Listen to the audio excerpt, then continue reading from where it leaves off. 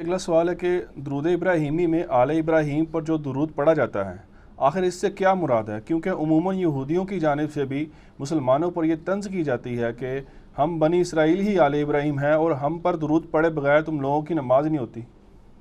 آپ یہودیوں کی بات کر رہے ہیں، ہمیں تو مسلمان میں جو بنو اسماعیل ہیں نا ہاشمی، وہ کہتے ہیں دیکھو جی نماز ہے تو ساڑھے تو درود پڑھ دو، آل محمد ہے درود پڑھے بغیر تھوڑی نماز ہی نہیں ہوتی، تو وہ بھی ٹائٹل اویل کر رہے ہوتے ہیں۔ تو میرا خیال ہے درود ابراہیمی کا ترجمہ نہیں انہوں نے پڑھا۔ درود ابراہیمی میں کہیں نہیں یہ نہیں ہے کہ آل ابراہیم پہ ہم درود پڑھ رہے ہوتے ہیں، اس کا ترجمہ یہ ہے کہ اللہم صلی علی محمد وعلی آل محمد، اے اللہ درود بھیج، رحمت بھیج محمد صلی اللہ علیہ وآلہ وسلم پر اور ان کے اہل بیت پر، جیسا کہ تو نے درود بھیجا تھا، پاسٹ ٹینس کا صیغہ ہے، ابراہیم اور آل ابراہیم پر۔ یہ نہیں ہے کہ ہم آل ابراہیم پہ درود بھیج رہے ہوتے ہیں، ہم آل ابراہیم کے جس حصے پہ درود نماز میں بھیج رہے ہوتے ہیں وہ آل محمد ہے، بنو اسماعیل، جیسا کہ بنی اسرائیل پہ بھیجا تھا نا۔ بعد میں تو بنی اسرائیل اللہ تعالیٰ کی مغضوبی علیہم بن گئی نا، جب انہوں نے اپنے پیغمبروں کی نافرمانی شروع کر دی۔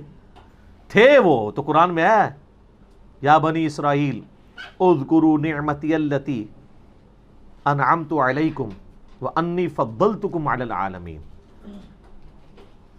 یاد کرو میری اس نعمت کو کہ میں نے جو تم پر کی تھی اور تمہیں سارے جہان والوں پہ فضیلت دی تھی۔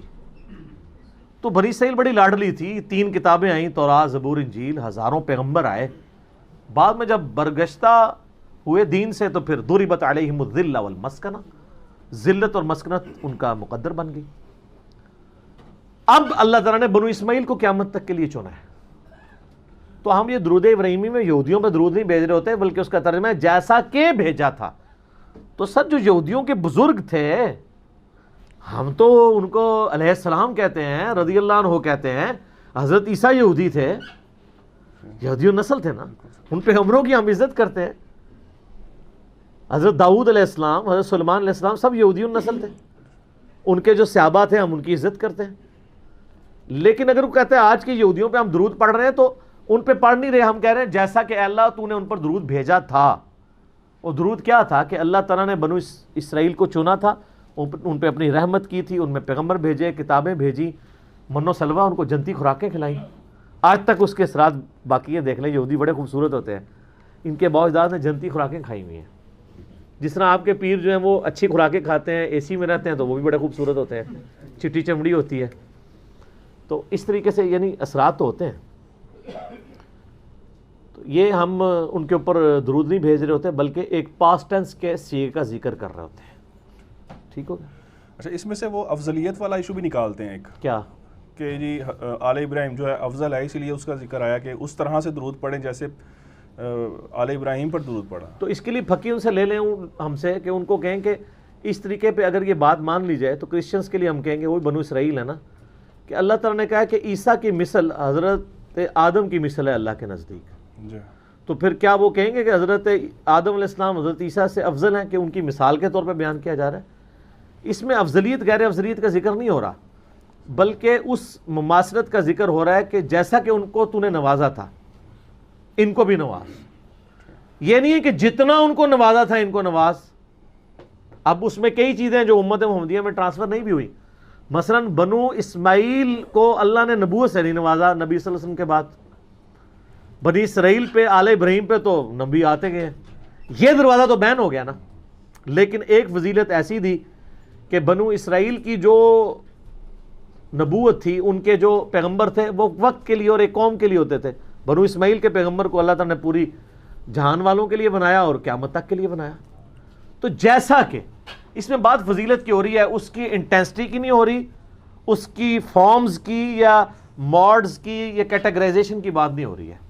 ٹھیک ہے، تو ہم تو کہتے ہیں، ہم تو مطلب افضلیت دیتے ہیں، اگر کوئی دینا چاہتا ہے کہ جی ہم حضرت عیسیٰ سے زیادہ محبت کرتے ہیں نبی علیہ السلام سے بڑھ کے، اور نبی علیہ السلام سے بھی محبت کرتا ہے، تو ہم اس کو کافر تو نہیں کہتے، ہم کہتے ہیں کسی پیغمبر کی نفی نہ کرے، لا نفرق بین احد من رسلی۔